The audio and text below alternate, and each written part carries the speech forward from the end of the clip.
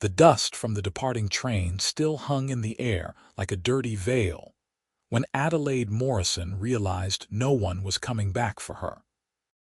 She stood on the wooden platform of Bisbee, Arizona's railway station, clutching her worn carpetbag with both hands while the autumn wind of 1883 whipped at her skirts and pulled strands of dark hair loose from her bun. The telegram she had received 3 weeks ago in Philadelphia had promised her a teaching position and lodging with the school board president's family. But the man who was supposed to meet her had taken one look at her face, whispered something to his companion, and they had both disappeared into the crowded platform. She had waited for 2 hours, watching passengers reunite with loved ones, watching wagons come and go, watching the sun sink lower in the desert sky, until she was the only person left standing there with nowhere to go and no one who cared. Adelaide had spent every cent she had on the train ticket west. Her father had died 6 months ago, leaving debts that swallowed their modest home, and her mother had passed when she was just a child. The teaching position in Arizona had seemed like Providence itself, a chance to start fresh where no one knew about the scandal that had destroyed her reputation in Philadelphia. But someone had known. Someone had written ahead. She could see it in the way that man's expression had changed when he looked at her face, the way recognition had flickered in his eyes before disgust settled there. The same look she had received from her neighbors, her church. Even her father's oldest friends after Marcus Whitley had spread his lies about her refusing his advances. She sat down on her carpetbag as the sky turned purple and orange, trying to decide what to do next. The station master had already locked up and gone home. She had no money for a hotel, even if she knew where to find one.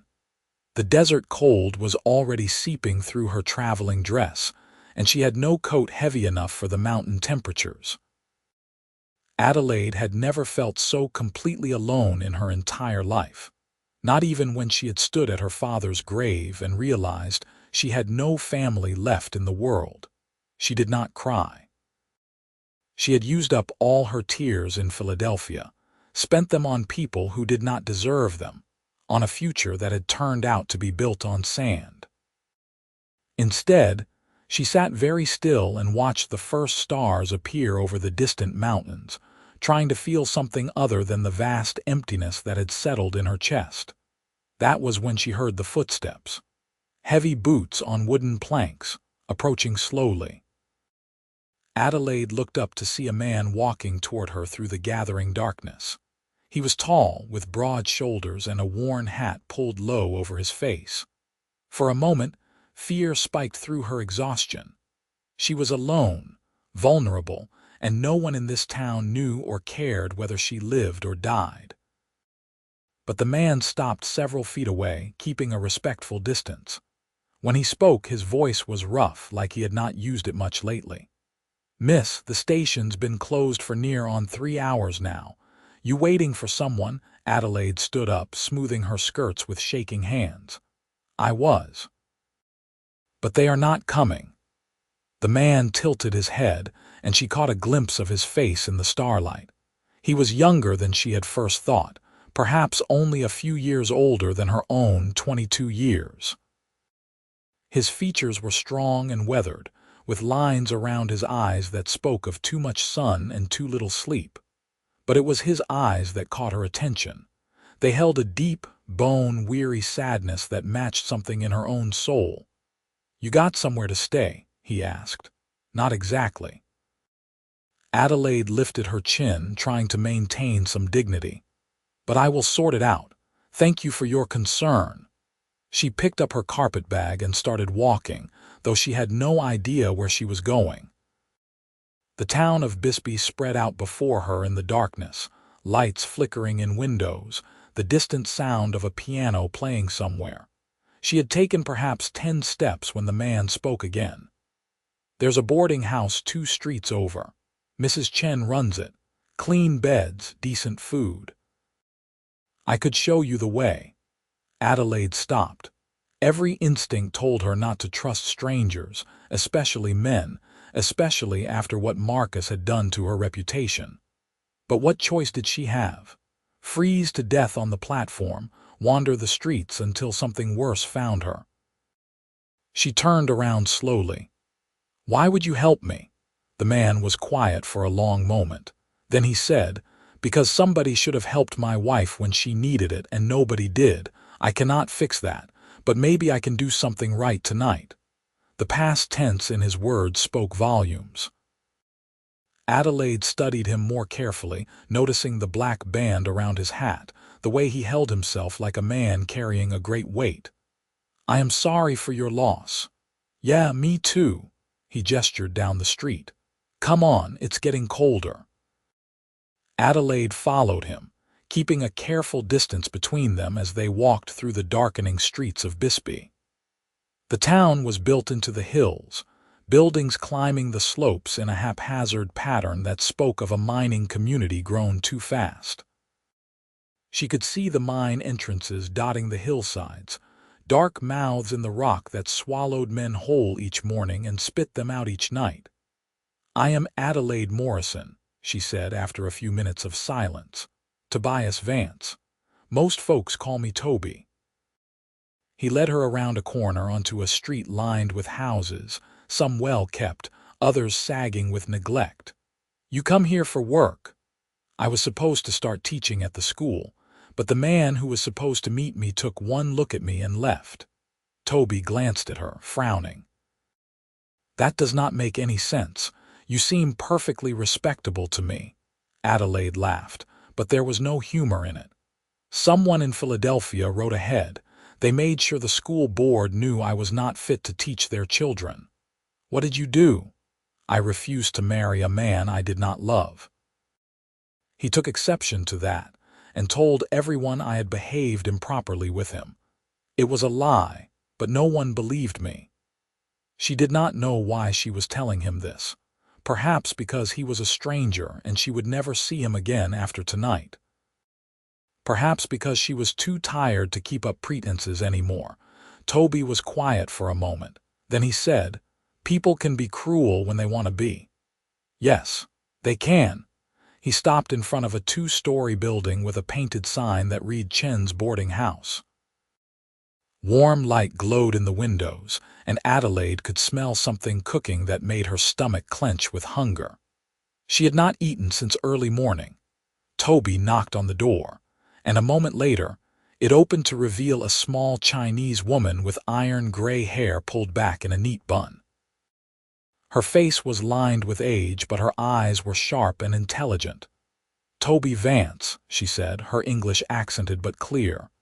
"You have not been here in 2 months. What do you need?" "This is Miss Adelaide Morrison. She needs a room for the night, maybe longer." "Mrs." Chen looked Adelaide up and down with an assessing gaze. "You have money." "No," Adelaide admitted, "but I can work. I can clean, cook, help with whatever you need." The older woman's expression softened slightly. "Come in, we will talk." Toby stepped back, touching the brim of his hat. "Good night, Miss Morrison. I hope things work out for you." "Wait," Adelaide said quickly. She did not know what made her say it, but she could not let him just walk away into the darkness. "Thank you, truly. I do not know what I would have done without your help." Something flickered in his eyes, an emotion too quick to name. It was nothing, just being decent. It was more than that, it was everything. She held his gaze for a long moment, and she saw him swallow hard before he nodded and turned away. "Mrs." Chen led Adelaide inside and showed her to a small but clean room on the 2nd floor. The bed was narrow but had a thick quilt, and there was a washstand with fresh water. Adelaide wanted to collapse onto the bed and sleep for a week, but Mrs. Chen had other ideas. "You eat first. Then we talk about work." The woman led her downstairs to a kitchen that smelled like heaven, filled with the scent of spices Adelaide could not name. Mrs. Chen dished out a bowl of rice and vegetables with pieces of chicken, and Adelaide ate with an appetite she had not felt in months. When she was finished, Mrs. Chen sat down across from her at the wooden table. "Now, you tell me your story, all of it." Adelaide found herself talking, words spilling out like water from a broken dam. She told Mrs. Chen about Philadelphia, about her father's death, about Marcus Whitley and his lies, about the teaching position that had turned out to be a trap. Mrs. Chen listened without interrupting, her face impassive. When Adelaide finished, the older woman nodded slowly. "You have had bad luck. But luck can change. You can stay here, work for room and board. I need help with cleaning, laundry, cooking. You do good work. Maybe eventually you earn wages too." Relief flooded through Adelaide so powerfully that tears pricked at her eyes. "Thank you. I will work hard, I promise." "I know you will. I am a good judge of people." Mrs. Chen stood up and began clearing the dishes. "Toby Vance is a good man, good judge of character too. If he brought you here, you must be worthy of help. He said his wife died." "Yes, 7 months ago, childbirth, the baby too, Mrs. Chen's voice was matter-of-fact, but Adelaide could hear the sorrow beneath it. "He loved her very much. Has not been the same since. Works himself nearly to death at his ranch. Barely speaks to anyone. Tonight was the first time I have seen him in town in weeks." Adelaide thought about the sadness in Toby's eyes, the way he had moved like a man sleepwalking through life. She understood that feeling all too well. Different losses, different pain, but the same bone-deep exhaustion that came from grief. That night, she lay in the narrow bed and stared at the ceiling, listening to the unfamiliar sounds of the desert night. Somewhere in the distance, a coyote howled. The wind rattled the window panes. And Adelaide Morrison, who had been abandoned with no hope left, fell asleep thinking about a grieving cowboy with kind eyes and a heavy heart. The next morning, she woke to pale sunlight streaming through the thin curtains. For a moment she forgot where she was, and then everything came rushing back. Adelaide got up, washed her face in the basin, and changed into her only other dress, a plain gray cotton that was worn but clean. When she went downstairs, she found Mrs. Chen already working in the kitchen. "Good. You are up early, I like that." The older woman handed her an apron. "First, we make breakfast for the boarders, then you strip the beds in rooms 3 and 5, then laundry." Adelaide tied on the apron and got to work. She had never done this kind of labor before. In Philadelphia, her father's income had been modest but steady, and they had employed a girl who came in twice a week to help with heavy chores. But Adelaide learned quickly, and Mrs. Chen was a patient if exacting teacher. The boarding house had 6 rooms for rent, 4 of which were currently occupied. The residents were a mix of miners, a clerk from the assay office, and a widow who ran a millinery shop in town. They were polite but curious about the new help, and Adelaide deflected their questions with practiced ease. By midday, her back ached and her hands were raw from scrubbing, but there was something satisfying about the work. It kept her mind occupied, gave her purpose. She was stripping sheets from a bed in room 5 when she heard Mrs. Chen call up the stairs. "Adelaide, someone here to see you." Her heart sank. Had the school board president come to gloat? Had someone from Philadelphia tracked her down? She descended the stairs slowly, bracing herself for whatever awaited. But it was Toby Vance standing in the front hall, hat in his hands, looking uncomfortable. He glanced up when she appeared, and something in his expression eased. "Miss Morrison, I hope I am not disturbing you." "Not at all. I am just helping Mrs. Chen."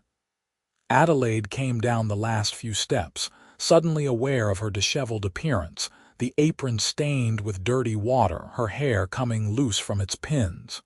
"Did you need something?" Toby shifted his weight from foot to foot. "I was thinking. You said you were supposed to teach at the school. Well, that did not work out, but I know some families outside of town who might want their children taught." Ranch families, mostly. Too far from town for the kids to attend regular school. If you are interested, I could introduce you around. Adelaide stared at him, not quite believing what she was hearing. You would do that for me? I already asked a few people. The Hendersons have 3 kids. The Suarez family has 5. They are both willing to pay for lessons, maybe not much, but something. He twisted his hat brim. I know it is not what you planned, but it is better than nothing. It is more than I dared hope for. Adelaide felt warmth bloom in her chest, the first real hope she had felt since arriving in Arizona. Mr. Vance, I do not know how to thank you. Toby, just call me Toby. His weathered face softened into something that was almost a smile. And you do not need to thank me, I just made some introductions. The rest is up to you. Mrs. Chen appeared from the kitchen, wiping her hands on a towel. Toby Vance, you stay for lunch. I made too much again. Toby looked like he wanted to refuse, but Mrs. Chen fixed him with a look that brooked no argument. He sighed and nodded. Yes, madam. They ate in the kitchen. Simple food, but delicious. Mrs. Chen had made a soup with beans and ham, thick bread still warm from the oven. Adelaide found herself relaxing as they ate, the conversation flowing more easily than she had expected. How long have you lived in Bisbee? She asked Toby. All my life. My father came here during the first mining rush, staked a claim that did not amount to much. But he liked the land, started ranching instead. When he died, I took over the ranch. It is not big, but it is mine. He broke off a piece of bread, studying it like it held secrets. My wife Sarah loved it there, said she could breathe better away from town. Adelaide heard the pain in his voice, saw the way his jaw tightened. It must be beautiful. It is. Harsh, but beautiful. He looked up at her, and she was struck again by the sadness in his eyes. You will see it when we go visit the Hendersons. Their place is just past mine. When would that be? Tomorrow, if you can spare the time. I have to go out that way anyway to check on some stock. Adelaide glanced at Mrs. Chen, who nodded. Tomorrow is Sunday. We are less busy. You can go. And so it was decided. Adelaide spent the rest of the day finishing her chores, but her mind was already racing ahead to tomorrow, to the possibility of actually teaching again, of having a purpose beyond just surviving. That evening, she wrote a letter to an old friend in Philadelphia, the only person who had believed her about Marcus.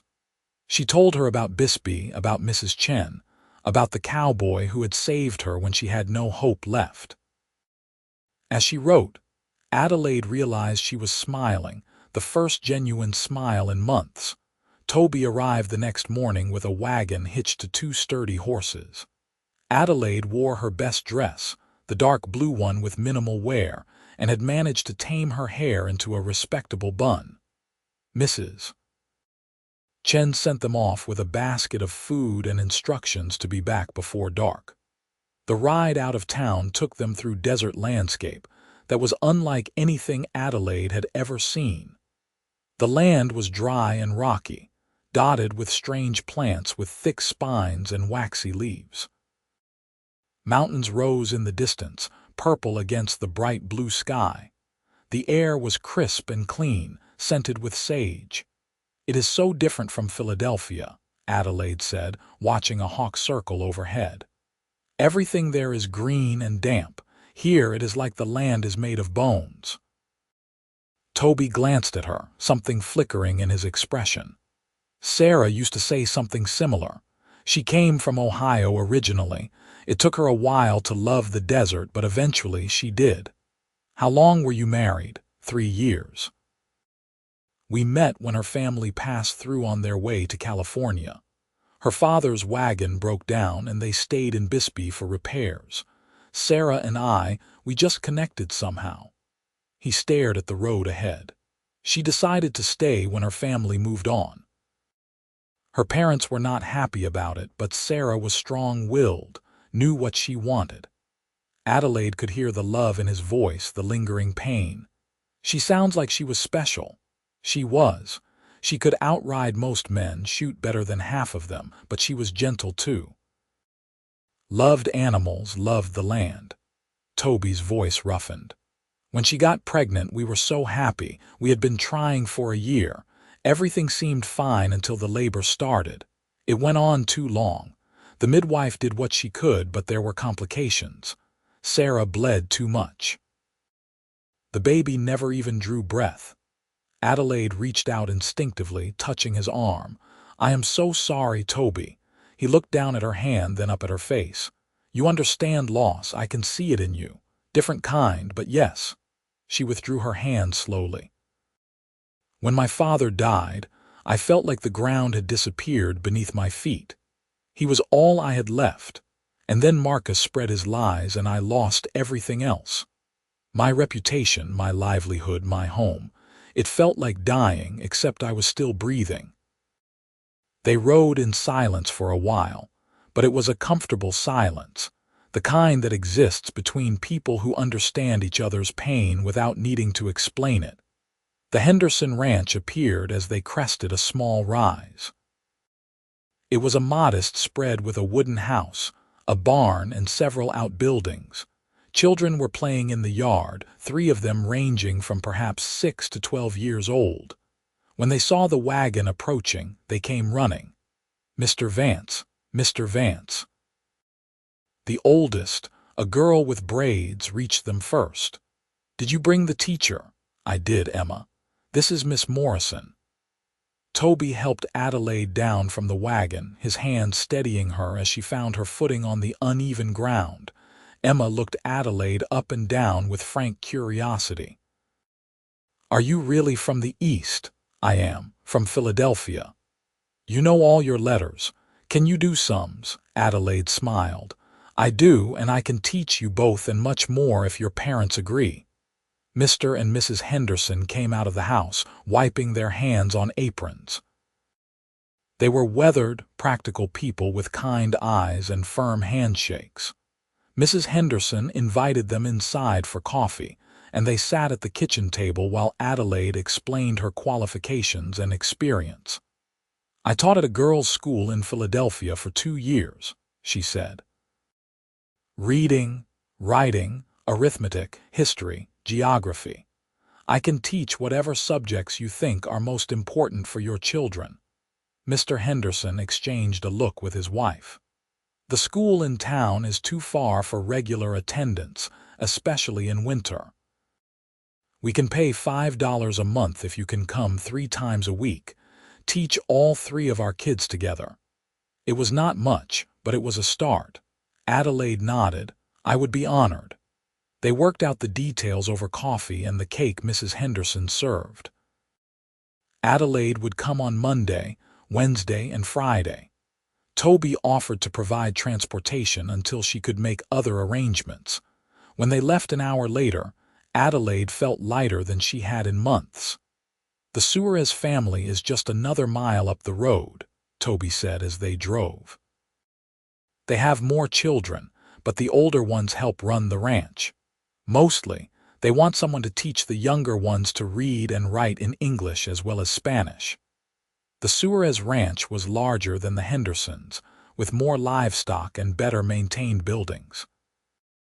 The family was warm and welcoming, and after another round of coffee and negotiation, Adelaide had secured a second teaching position.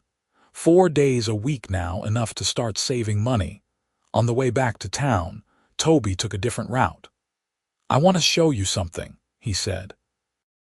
They turned off the main road onto a smaller track that wound through rocky hills. After a few minutes, they emerged onto a plateau and Adelaide gasped. Below them, a valley spread out green and lush, fed by a stream that cut through the center. A house sat near the stream, simple but well built, with a barn and corrals nearby. Cattle grazed in the fields and horses ran in one of the fenced areas.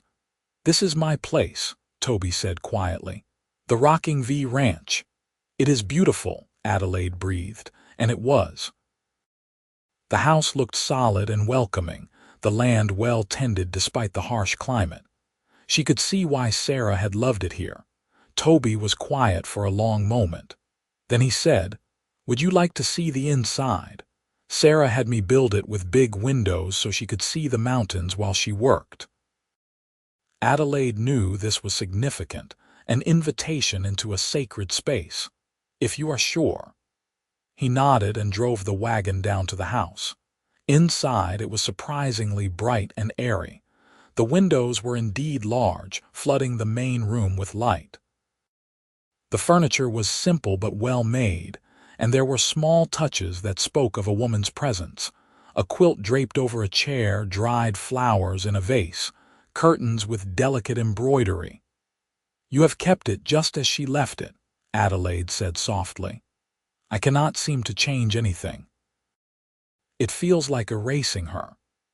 Toby stood in the center of the room, looking lost. Adelaide understood. After her father died, she had kept his study exactly as it was for months, unable to move even a single book. "You do not have to change anything until you are ready." "I do not know if I will ever be ready."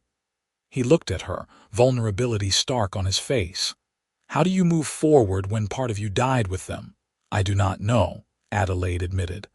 "I am still trying to figure that out myself, but I think maybe we do not move forward.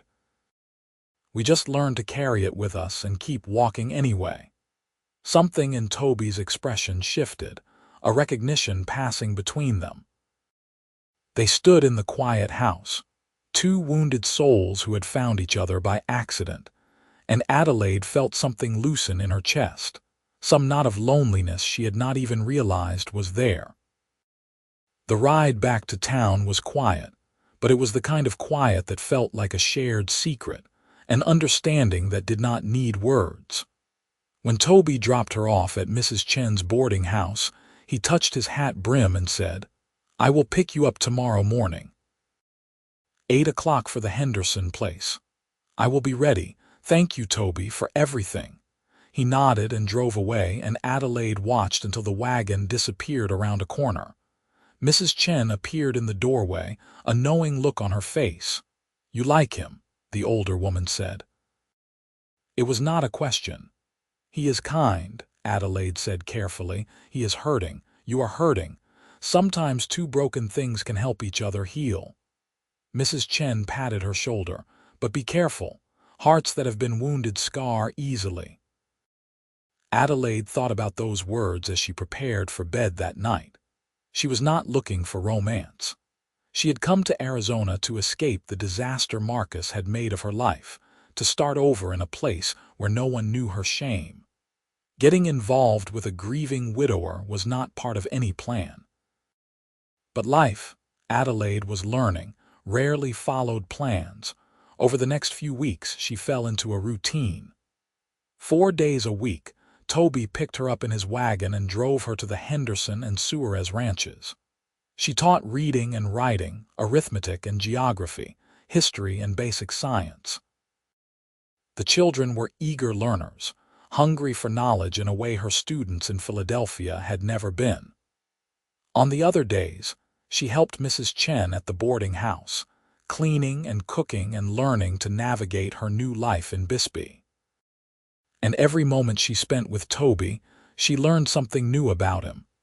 He was patient with the horses, gentle but firm. He had a dry sense of humor that caught her off guard and made her laugh. He knew the names of all the plants and animals, could read the weather in the clouds, could fix almost anything with his hands and some basic tools. He also carried his grief like a physical weight, something she could almost see pressing down on his shoulders. Sometimes he would go quiet in the middle of a conversation, his eyes distant. She learned not to push, just to sit with him in the silence until he came back. One afternoon in late October, after dropping her off at the Henderson Ranch, Toby did not return at his usual time to pick her up. Adelaide finished the lessons and waited on the porch with Mrs. Henderson watching the road. An hour passed, then 2. "Something must have happened," Mrs. Henderson said, frowning. "Toby is never late. Just as Adelaide was beginning to seriously worry, a rider appeared on the road. But it was not Toby. It was a young ranch hand Adelaide recognized from the Suarez place. "Miss Morrison, Mr. Vance sent me to fetch you. There has been an accident." Adelaide's heart lurched. What kind of accident? Is he hurt? "He is fine, but his wagon lost a wheel coming down the canyon road. He is stuck there with a horse that went lame. He asked if you could get a ride back to town with the Hendersons." Relief that Toby was not injured flooded through her, followed immediately by concern. "The canyon road is miles from here, and it will be dark soon. He cannot walk all that way with a lame horse." The ranch hand shrugged. "He said he would manage." Mrs. Henderson looked at Adelaide. "John can drive you back to town in our wagon." But Adelaide was already shaking her head. "No." "Can you lend me a horse? I can ride well enough to get to the canyon road." Mrs. Henderson looked doubtful. "That is rough country, Miss Morrison, and it is getting dark. I cannot just leave him out there." Adelaide was already moving toward the barn. "Please, I will be careful." 15 minutes later, Adelaide was mounted on one of the Henderson horses, a steady mare named Rosie. Mr. Henderson had drawn her a rough map and given her a lantern for when darkness fell. The ranch hand rode with her, showing her the way. The canyon road was indeed rough, a narrow track that wound between high rock walls. As the sun set, shadows grew long and deep, turning the landscape into something alien and vaguely threatening. But Adelaide kept riding, following the ranch hand's lead. They found Toby sitting on a rock beside his wagon, the injured horse standing nearby with its weight off one foreleg. He looked up as they approached, and Adelaide saw surprise flash across his face. "Adelaide, what are you doing here?" She dismounted, her legs shaky from the unfamiliar ride. "Making sure you are all right. What happened?" "Wheel hit a rock wrong and just shattered, and then Dancer stepped wrong trying to avoid the wagon." He stood up, wincing slightly. "I told Miguel to have the Hendersons take you back to town." "I know what you told him." Adelaide went to the injured horse, running her hands gently down its leg. The mare flinched when she touched the fetlock. "She is definitely lame. Can she walk at all?" Slowly. "I was going to lead her back to my ranch. It is closer than town." Toby looked at the darkening sky. "But that will take hours, and I did not want you stranded." The ranch hand cleared his throat. "Mr. Vance, I can take the lame horse back to your place and tend to her. You and Miss Morrison can ride double on the other horse back to town." Toby looked like he wanted to argue, but practicality won out. "All right. Thank you, Miguel." They secured the wagon as best they could and transferred Toby's saddle to the Henderson horse. Then Toby mounted and reached down to help Adelaide up. She settled behind him, acutely aware of how close they were, her arms around his waist for balance.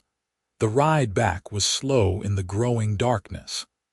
Adelaide held the lantern in one hand, its flickering light casting strange shadows on the rocks around them. She could feel the warmth of Toby's body, the steady rhythm of his breathing, the solid strength of him.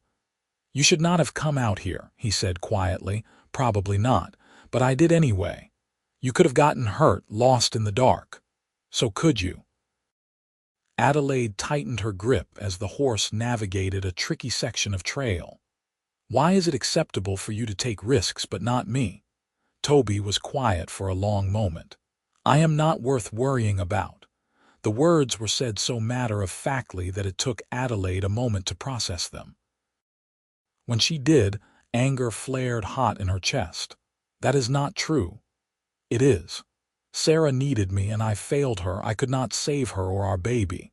What good am I?" Adelaide wanted to shake him. Instead, she said fiercely, "You saved me. That night at the train station, I had nothing. No hope, no help, nowhere to turn. You gave me a chance when you had no reason to. You introduced me to the families who hired me. You have driven me back and forth for weeks, never asking for anything in return. How can you say you are not worth worrying about?" She felt him tense, felt something shift in the way he held himself. "That is different." "How?" "Because I could not save Sarah, the one person who mattered most." Adelaide rested her forehead against his back, feeling the roughness of his coat, the warmth beneath. "Sometimes we cannot save the people we love. Sometimes bad things happen, and there is nothing we can do to stop them. But that does not mean we are worthless. It just means we are human."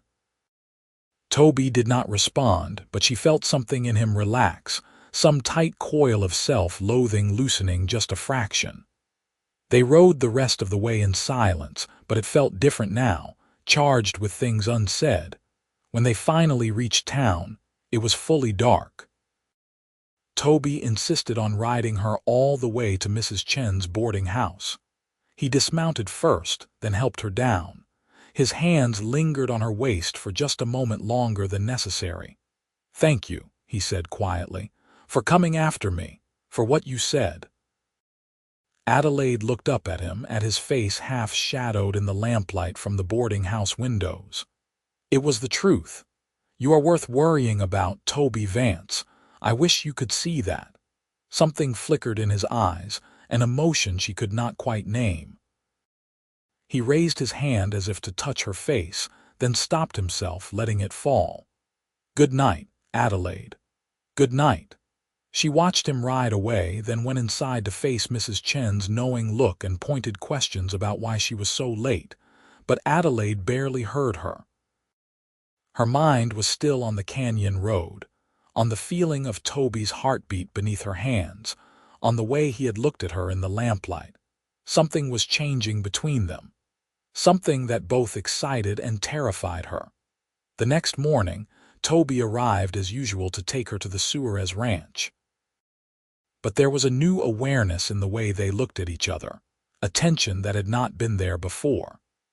Adelaide found herself noticing small things, the way his hands gripped the reins, the line of his jaw, the way his eyes crinkled when he smiled. Over the following weeks, the tension grew. Toby began staying for coffee after dropping her off, lingering to talk. He brought her small gifts, a book he thought she might like, wildflowers he had picked on the way. Once, a smooth stone he had found that was the exact color of her eyes. Adelaide found herself thinking about him at odd moments during the day. She would be teaching the Henderson children and suddenly remember something funny he had said. She would be folding laundry and wonder what he was doing at his ranch. It frightened her, these feelings. She had told herself she was done with men, done with the complications they brought. Marcus had taught her that men could not be trusted, that they would use you and discard you and destroy you without a second thought. But Toby was nothing like Marcus. Toby was honest and kind, steady and reliable. He never made promises he could not keep. He treated her with respect, never pushing, never assuming, and he was still grieving his wife. Adelaide could see it in his eyes sometimes, a flash of pain when something reminded him of Sarah. She did not want to be a replacement, a way for him to avoid his grief. She did not want to be second best. One evening in early November, Mrs. Chen found Adelaide sitting in the kitchen after everyone else had gone to bed, staring at a cup of tea that had long since gone cold. "You love him," the older woman said, sitting down across from her. Adelaide opened her mouth to deny it, then closed it again. "I do not know." "Yes, you do. You are just afraid to admit it." "I should not love him. I barely know him, and he is still in love with his dead wife." Mrs. Chen made a dismissive sound. "You can love someone and grieve someone at the same time. The heart is big enough for both." "But is it fair to him? Or to me? What if I am just convenient, someone to fill the emptiness?" "Only one way to find out. Talk to him, Mrs.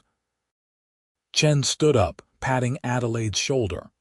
"Life is too short for fear, child, especially when happiness is right in front of you. but Adelaide could not bring herself to talk to Toby about her feelings. What would she even say?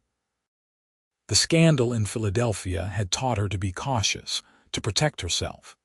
Opening her heart again felt like stepping off a cliff with no idea what lay below. The weather turned colder as November progressed. Adelaide bought a proper winter coat with her teaching wages and began to feel like she was building a real life in Bisbee. She was no longer the desperate woman abandoned at the train station. She was a teacher, a valued member of Mrs. Chen's household, someone with purpose and friends. But she was also falling in love with a man who might never be ready to love her back. Then, the week before Thanksgiving, everything changed. It started with a letter. Adelaide was helping Mrs. Chen prepare breakfast when one of the boarders handed her an envelope that had arrived on the morning train. She recognized the handwriting immediately. Marcus Whitley. Her hands shook as she opened it. The letter was short and vicious. Marcus had discovered where she was. He wrote that he was coming to Bisbee, that he would make sure everyone knew what kind of woman she really was, that he would destroy any chance she had at rebuilding her life. He was angry that she had escaped the consequences of rejecting him, furious that she had found a way to survive. The letter fell from Adelaide's nerveless fingers. Mrs. Chen picked it up, read it quickly, and her expression hardened. "This man is poison," she said flatly. "He is going to ruin everything." Adelaide felt panic rising in her throat. "I have to leave. I have to go before he gets here." "No. You run once. You run forever. It is time to stand and fight." But Adelaide was already shaking her head, already mentally packing her few possessions. She could not go through this again, could not face the accusations and the shame and the loss of everything she had worked so hard to build. That afternoon, when Toby came to pick her up for the Suarez ranch, he took one look at her face and knew something was wrong. What happened? Adelaide handed him the letter wordlessly. She watched his face as he read, saw his expression darken with anger. "Who is this man?" he asked quietly, and there was steel beneath the calm. "Marcus Whitley, the man who destroyed my reputation in Philadelphia." Adelaide wrapped her arms around herself. "He is coming here, Toby. He is going to tell everyone the lies he told in Philadelphia. I will lose my teaching positions. I will lose everything." Toby folded the letter carefully. "Not if I have anything to say about it. You cannot stop him. No one can. He is rich, powerful, connected. He can say whatever he wants, and people will believe him because he is a man and I am just a woman with no family and no protection." "You are wrong about that." Toby met her eyes, and there was something fierce in his gaze. "You have protection. You have me." Adelaide felt tears sting her eyes. "You cannot fight my battles for me. Watch me." He took her hands, and she could feel the calluses on his palms, the strength in his grip. "Adelaide, I know what it is like to feel helpless. I know what it is like to watch something precious slip away and not be able to stop it. But this time is different. This time I can do something. Let me help you." She wanted to believe him. But she had been let down too many times, trusted the wrong people, believed in protection that turned out to be hollow. "Why?" she whispered. "Why would you do this for me?" Toby was quiet for a long moment. Then he said, "Because somewhere along the way you became important to me. Because when I am with you, I feel like maybe I can be whole again. Because the thought of you leaving, of never seeing you again, makes me feel like I am drowning." Adelaide stared at him, her heart pounding. "Toby, I know it is too soon. I know you probably think I am still too wrapped up in grief to know what I am feeling, and maybe you are right. But I also know that I look forward to seeing you every morning, that your laugh makes me smile for the first time in months, that you are the only person who understands what it is like to carry this kind of pain." His voice roughened. "I cannot lose you, not without a fight." The tears spilled over, running down Adelaide's cheeks. I am afraid of what Marcus will do, of what people will think, of this, whatever this is between us. I am afraid too." Toby reached up, gently wiping away her tears with his thumb. "But maybe we can be afraid together." Adelaide did not think about it, did not let herself hesitate. She closed the distance between them and kissed him. It was tentative at first, testing, but then Toby's arms came around her, and he kissed her back with a desperate intensity that took her breath away. When they finally pulled apart, both breathing hard, Toby rested his forehead against hers. "We will face this together," he said. "Whatever happens, you are not alone anymore." Adelaide nodded, unable to speak past the emotion clogging her throat. For the first time since she received Marcus's letter, she felt a flicker of hope. Over the next few days, Toby put his plan into action. He spoke to the Henderson and Suarez families, telling them about the man who was coming to Bisbee and the lies he would tell. He spoke to Mrs. Chen, to the minister, to the town's most respected citizens. He made sure that when Marcus Whitley arrived, there would be people ready to stand up for Adelaide. Adelaide was overwhelmed by the support. The Hendersons and the Suarez family both assured her that they knew her character and would not be swayed by the words of a stranger. Mrs. Chen gathered testimonials from everyone at the boarding house about Adelaide's work ethic and moral character. Even some of the miners who had never spoken more than 2 words to her made a point of tipping their hats and saying they did not hold with men who bullied women. Toby also made sure that Adelaide was never alone. He drove her to and from her teaching positions, stayed close whenever they were in town. Adelaide found his presence comforting, a solid rock in the storm of anxiety that Marcus's letter had created, but she also worried. Toby was putting himself in the line of fire, making himself a target. Marcus was vindictive and cruel. He would not hesitate to go after anyone who stood in his way. "You do not have to do this," she told Toby one evening as they sat on the porch of Mrs. Chen's boarding house, watching the stars come out. "You have already done so much. I do not want you to get hurt because of me." Toby took her hand, threading his fingers through hers. "Adelaide, I have been half dead for 7 months, going through the motions but not really living. You changed that. You made me feel something again. That is worth fighting for." "But what if Marcus? Let me worry about Marcus Whitley." Toby's voice was calm but firm. "You just focus on living your life, teaching your students, being yourself. That is the best way to show that his lies have no power over you." Adelaide leaned her head on his shoulder, breathing in the scent of leather and sage that always clung to him. "I am glad I met you, Toby Vance, even if circumstances were terrible. Me too." They sat in comfortable silence until the cold drove them inside. Toby walked Adelaide to the door, then hesitated. "Can I ask you something?" "Of course." "What happened between you and Whitley? You do not have to tell me if you do not want to, but I would like to know the truth." Adelaide took a deep breath. She had known this question would come eventually. "Marcus is the son of one of Philadelphia's wealthiest families. He decided he wanted to marry me.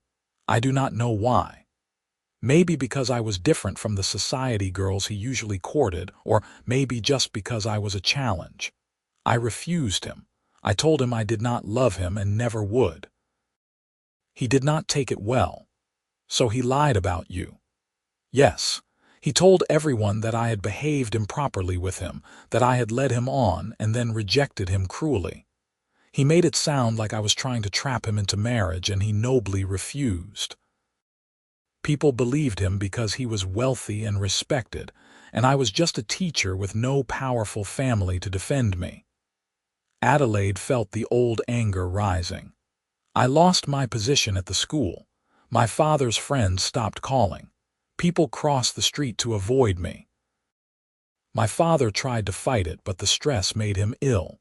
He died, and I truly believe Marcus's lies contributed to his death. Toby's grip on her hand tightened. He has a lot to answer for. Yes, and now he is coming here to do it all over again. Not if we stop him first. Marcus Whitley arrived in Bisbee on a cold Tuesday afternoon in late November. Adelaide was teaching the Henderson children when Mrs. Henderson came in, her face pale. "There is a man in town asking about you. Fancy Eastern gentleman. Says he is an old friend from Philadelphia." Adelaide's stomach dropped. "He is here." Mrs. Henderson's expression hardened. "John has already gone to fetch Toby. You are to stay here until they come for you." But Adelaide could not just hide and wait. She finished the lesson quickly, then asked Mrs. Henderson to watch the children while she went into town. She needed to face this head-on, needed to confront Marcus before his poison spread too far. Mrs. Henderson tried to argue, but Adelaide was already putting on her coat. "I have to do this. I have run from him once already. I will not do it again." She borrowed the Henderson wagon and drove into town, her heart pounding the entire way. She found Marcus at the hotel, holding court in the lobby with several of Bisbee's more prominent citizens. He looked exactly as she remembered. Handsome in a polished way, impeccably dressed, with the easy confidence of someone who had never been told no. When he saw her, his smile widened. "Adelaide, how wonderful to see you again. I have been telling these good people all about you." Adelaide walked straight up to him, chin high. "What are you doing here, Marcus?" "Why, I came to check on an old friend. I was worried when you disappeared so suddenly from Philadelphia. I wanted to make sure you were all right." His voice was smooth, concerned, and completely false. "I am fine. You can leave now." Marcus's smile did not waver, but his eyes went cold. "Now, Adelaide, is that any way to greet someone who cares about you? I have been telling everyone how we knew each other back east, how you tried so hard to convince me to marry you, how heartbroken you were when I had to refuse." The men around Marcus shifted uncomfortably. Adelaide could see the doubt in their eyes, the willingness to believe the well-dressed gentleman over the strange woman who had arrived with nothing. "That is a lie," Adelaide said clearly. "Every word of it. You pursued me, Marcus. You asked me to marry you multiple times. I refused because I did not love you and you could not accept that." Marcus laughed, a practiced sound of amused disbelief. "Adelaide, please, there is no need for this fantasy. I understand you are embarrassed about what happened, but the only thing I am embarrassed about is that I ever thought you had a shred of decency." Adelaide's voice rang out in the lobby. "You destroyed my reputation in Philadelphia because your pride could not handle rejection. Now you have followed me here to do the same thing. What kind of man does that? A man who is concerned for the welfare of these good people." Marcus turned to his audience.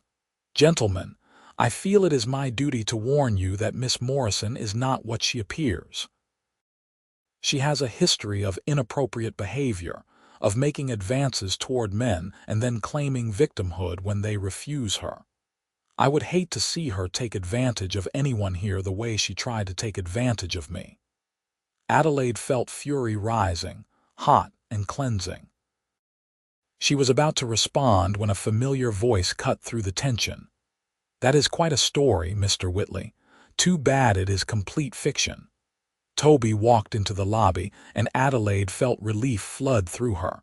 He was not alone. Behind him came Mr. Henderson, Mr. Suarez, Mrs. Chen, the minister, and at least a dozen other Bisbee residents. Marcus's confident expression faltered slightly. "And you are Tobias Vance. I have the privilege of knowing Miss Morrison, and I can tell you with absolute certainty that your version of events is a pack of lies." "You have no idea what happened in Philadelphia," Marcus said coldly. "True. But I know what kind of person Adelaide is. She is honest, hardworking, kind, and decent. Everything you are clearly not." Toby moved to stand beside Adelaide, a solid, reassuring presence. I also know that a real man does not chase a woman halfway across the country just to ruin her life. That is not concern. That is cruelty. Mr. Henderson stepped forward. Miss Morrison has been teaching my children for nearly 2 months now. She is an excellent teacher and a fine woman. I will not stand here and listen to some Eastern dandy slander her. Mr. Suarez nodded. My family feels the same. We trust Miss Morrison completely. One by one, the people Toby had gathered spoke up, vouching for Adelaide's character, refusing to be swayed by Marcus's smooth lies. Adelaide watched Marcus's face grow darker and darker as he realized his plan was not working. Finally, the minister spoke. Mr. Whitley, I think it would be best if you left Bisbee. We do not take kindly to outsiders who come here to cause trouble. Marcus's polished facade cracked. He looked at Adelaide with pure venom. You think you have won. You think these people will protect you. Eventually, they will see the truth. The only truth here is that you are a small, petty man who cannot accept being told no, Adelaide said. She was shaking, but her voice was steady. I am not afraid of you anymore, Marcus. You have no power here. For a moment, she thought he might try something violent. His hands clenched into fists, his face flushed with rage. But Toby stepped forward, putting himself between Marcus and Adelaide, and several of the other men moved closer as well. Marcus looked around at the hostile faces and seemed to realize he was outnumbered. Fine. Enjoy your little frontier town. Enjoy your cowboys and dust and meaningless existence. But you will always know what you are, Adelaide. You will always know the truth. Yes, Adelaide said quietly. I will always know that I am a woman who had the strength to say no to you, and that is something I am proud of. Marcus turned on his heel and stormed out of the hotel. Adelaide watched him go, and something inside her broke loose, some tight coil of fear and shame that had been wrapped around her heart for months. She started laughing, and then she was crying, and then Toby's arms were around her, and she was leaning into his strength, letting herself finally, fully break. You did it, Toby murmured into her hair. You stood up to him. You were amazing. We did it, Adelaide corrected, pulling back to look at him. I could not have done this without you, without all of you. She looked around at the people who had stood up for her, strangers who had become friends, who had believed in her when they had no reason to. Mrs. Chen came forward and patted her cheek. Come, enough drama for one day. I have soup at home. The group dispersed slowly, people stopping to squeeze Adelaide's hand or pat her shoulder. When it was just her and Toby left in the lobby, he took both her hands in his. I meant what I said before. You were amazing. I do not think I have ever seen anyone stand up to a bully like that. I was terrified. Being brave does not mean you are not scared. It means you do it anyway. Toby hesitated, then said, Adelaide, I need to tell you something. I have been thinking about it for weeks, but I was not sure how to say it, or if I should say it. Adelaide's heart started beating faster. What is it? When Sarah died, I thought I died too. Part of me did. The part that believed in happiness, in a future, in anything good. I was just going through the motions, waiting for I do not know what. And then you showed up at that train station, and something in me woke up. He took a breath. I tried to tell myself it was too soon, that I was betraying Sarah's memory, that I had no right to feel anything for anyone else. But I cannot help it. Adelaide, I am falling in love with you. Maybe I already have fallen, and I needed you to know. Adelaide felt tears spring to her eyes again, but these were happy tears. I love you too. I have been trying not to, telling myself all the reasons it was a bad idea. But my heart does not seem to care about reasons. Toby pulled her close, kissing her with a tenderness that made her ache. When they finally separated, he rested his forehead against hers. I do not know what the future holds. I am still grieving Sarah, and that might not go away for a long time. maybe ever. But I know that when I am with you, I feel like I can breathe again, like there might be a reason to keep going. We will figure it out together, Adelaide said, one day at a time. They walked back to Mrs. Chen's boarding house hand in hand, and Adelaide felt like she was floating. Marcus was gone. She had her teaching positions, her friends, her place in Bisbee. And now she had Toby, this grieving cowboy who had saved her when she had no hope left, who had shown her that it was possible to love again even with a broken heart. That night, Mrs. Chen served a celebratory dinner.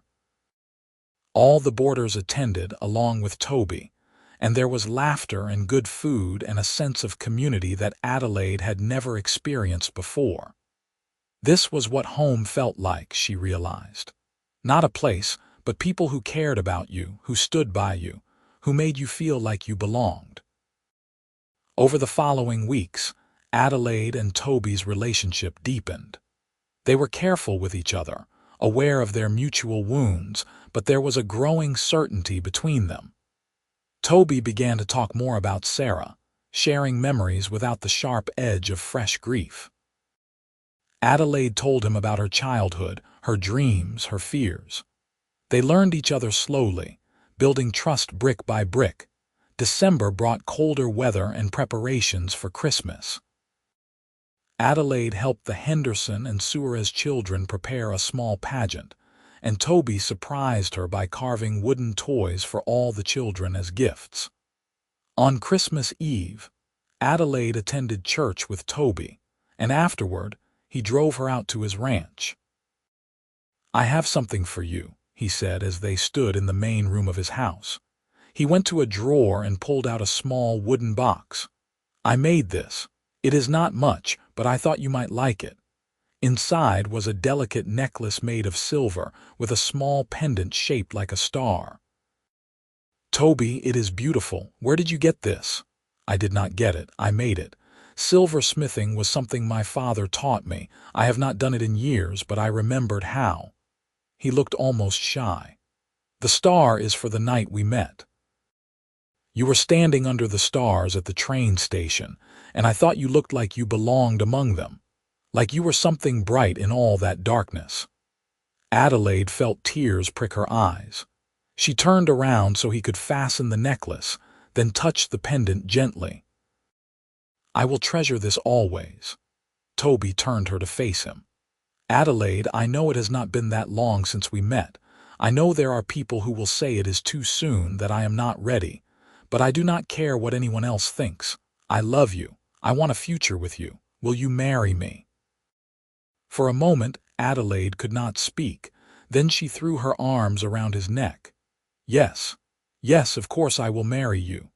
They held each other in the quiet house, and Adelaide felt something settle in her soul. This was right. This was home. They were married in late January 1884, in a simple ceremony at Bisbee's church. Mrs. Chen helped Adelaide sew a dress of cream-colored silk, simple but elegant.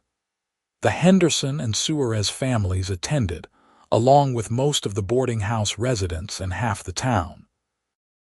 Even the gruff miners who had defended her against Marcus showed up, cleaned up and wearing their Sunday best.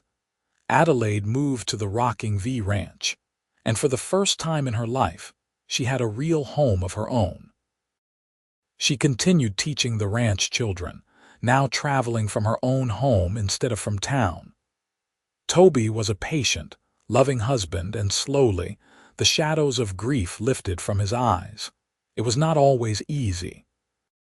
There were nights when Toby woke up from nightmares about Sarah's death, and Adelaide would hold him until the trembling stopped. There were moments when she felt like she was competing with a ghost, with the perfect memory of a perfect love. But they worked through it together, talking honestly about their feelings, building something new that honored the past but did not live in it. In the spring, Adelaide discovered she was pregnant. Toby's reaction was complicated, joy mixed with fear and old pain.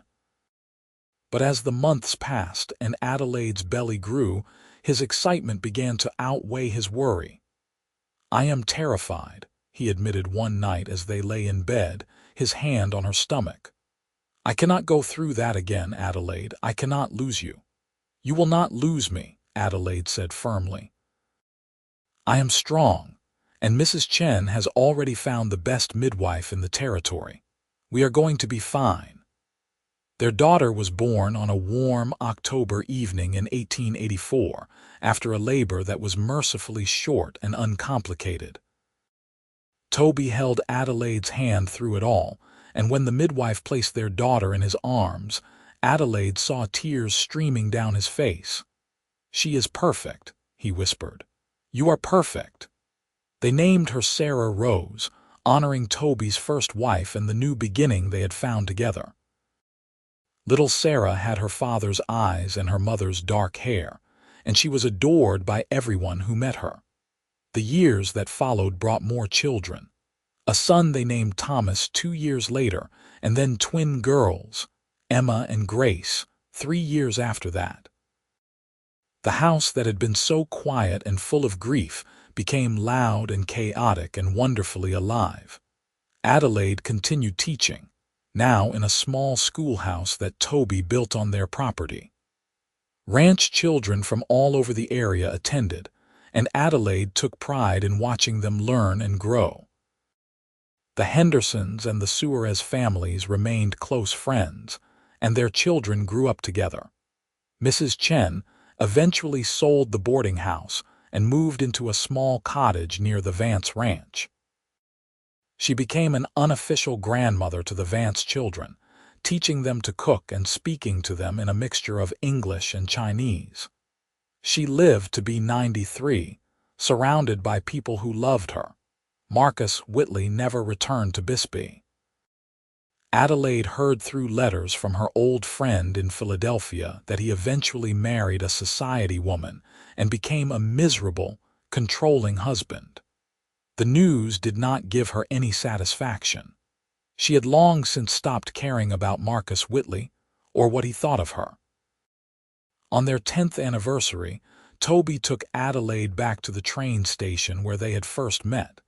It was a warm autumn evening, much like the one when she had arrived in Bisbee with no hope left. "You ever regret it?"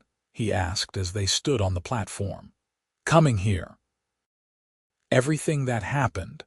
Adelaide looked at him, at the man who had saved her when she needed it most, who had shown her that love could grow even in the hardest soil. "Not for a single moment. That night was the worst and the best of my life. The worst because I thought I had lost everything. The best because I found you." Toby pulled her close, kissing her under the same stars that had witnessed their first meeting. "I used to think my life ended when Sarah died, but I was wrong. It was just waiting to begin again. With you." They stood there together as the sun set and the stars came out. Two people who had been broken and lost, but who had found healing and hope in each other. The train platform was no longer a place of abandonment and despair. It was where their story had begun, where a grieving cowboy had saved a desperate woman, and where love had found a way to bloom in the harsh but beautiful landscape of the Arizona desert. Years later, when Adelaide was an old woman surrounded by grandchildren and great-grandchildren, she would tell the story of how she came to Bisbee.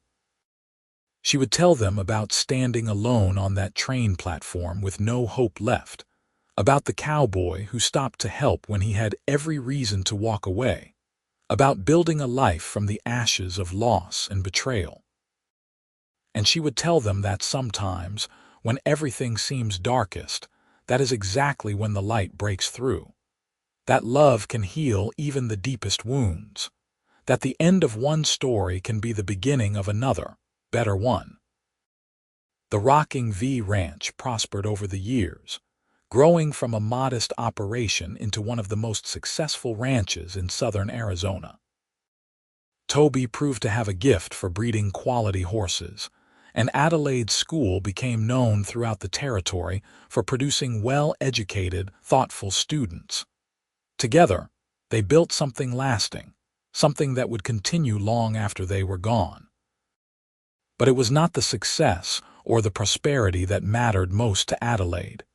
It was the quiet moments, sitting on the porch with Toby in the evening, watching their children play in the yard. It was the feeling of his hand in hers, still strong after all these years. It was the knowledge that she was loved, that she belonged, that she had found her place in the world. Sometimes, on autumn evenings when the air turned cool and the stars came out bright over the desert, Adelaide would stand outside and look toward town, toward the train station where her new life had begun. And she would send up a silent thank you to whatever providence had brought her to that platform on that particular night, to the grieving cowboy who had seen a stranger in need and decided to help. Their love story was not the easiest or the smoothest. It was built on grief and loss, on second chances and hard-won hope. But it was real, and it was theirs, and it lasted a lifetime. Toby lived to be 76, still working the ranch until a few weeks before his death. Adelaide was with him at the end, holding his hand as she had held it so many times before. His last words were, "I love you. Thank you for giving me a reason to live again." Adelaide lived another 5 years after Toby passed, surrounded by children and grandchildren and great-grandchildren, all the proof she needed that love could create something beautiful and lasting. She spent her final years writing down the story of her life, wanting to make sure that future generations knew how she and Toby had found each other, how they had built their happiness from the ruins of loss. She died peacefully in her sleep on a warm spring night, and they buried her next to Toby on a hill overlooking the ranch they had built together. The headstone was simple but perfect. Adelaide Morrison Vance, beloved wife, mother, grandmother, and teacher. She found hope when there was none, and love when she needed it most. The ranch continued, passed down through the generations, and the schoolhouse still stood, though it eventually became a library.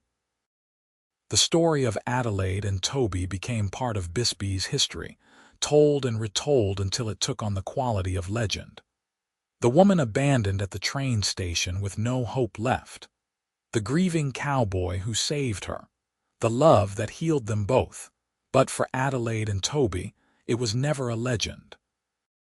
It was simply their life, messy and complicated and beautiful, full of ordinary days and extraordinary moments, of struggles overcome and joys celebrated. It was the story of two broken people who found each other in the darkness and chose to walk toward the light together. And in the end, that was all that mattered. Not the dramatic moments or the grand gestures, but the quiet, steady love that grew between them over years of shared mornings and whispered conversations and hands held through good times and bad. The love that started on a dusty train platform in Arizona and lasted until death parted them, and perhaps even beyond. Their children and grandchildren would always remember the lessons Adelaide and Toby taught them, not through words but through the way they lived. That kindness matters. That love is worth fighting for. That second chances are possible. That grief and joy can coexist. That home is not a place but a person, and family is what you make it. The Vance family grew and spread throughout Arizona and beyond, but they always remembered their roots, the ranch in Bisbee where it all began, the train station where two lost souls found each other. Every generation heard the story, and every generation understood that they existed because of one act of kindness on a cold autumn night in 1883. Adelaide Morrison came to Bisbee with nothing, abandoned by everyone with no hope left. But she left a legacy of love and family and community that lasted for generations. And Tobias Vance, the grieving cowboy who stopped to help a stranger, found that in saving her, he had saved himself. Their story was proof that even in the hardest times, in the harshest places, love can take root and grow. That two people, broken and hurting, can heal each other. That sometimes the end of one chapter is just the beginning of a better one. That hope is never truly lost, as long as there is one person willing to extend a hand in the darkness. And so their story lived on, a testament to the power of compassion, the resilience of the human heart, and the transformative nature of love. The woman left behind at the train station, and the grieving cowboy who saved her, who built a life together in the wild Arizona desert, who proved that happy endings are possible even after the darkest beginnings. Their love was a gift, one they gave to each other and to everyone who knew them. It was a reminder that we are all capable of saving and being saved, of offering and accepting grace, of choosing love even when fear seems easier. Adelaide and Toby's story became part of the fabric of Bisbee, woven into the history of the town and the land, a bright thread of hope in the tapestry of life. And somewhere, in the quiet evenings when the desert wind whispers through the sage and the stars come out over the mountains, you can almost hear their voices, Adelaide's laugh and Toby's quiet words of love, echoing across the years, a reminder that love endures, that kindness matters, and that every ending can be a beginning if we are brave enough to reach for it.